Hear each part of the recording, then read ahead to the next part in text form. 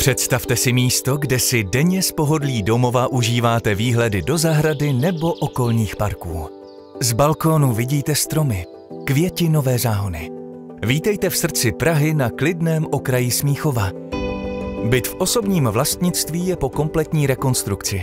S ideální dispozicí 3+1 a šatnou má rozlohu 65,53 metrů čtverečních a k tomu balkon. Slunce vás provází až do večera a interiér je příjemně prosvětlený po celý den. Hospodyňky určitě ocení kuchyň navrženou dle vlastních představ a požadavků.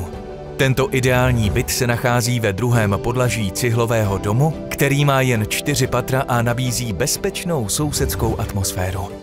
Úsporné vytápění zajišťuje plynový kotel v domě, udržovaná zahrada s trávníkem, stromy, okrasnou skalkou a pískovištěm je ideální pro děti, grill party, relax nebo odpolední kávu venku na sluníčku.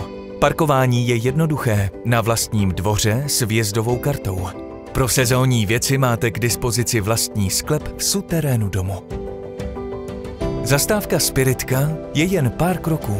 Za 13 minut jste na Andělu, kde je metro, obchody, kavárny a zábava, tedy všechno, co dělá městský život pohodlným.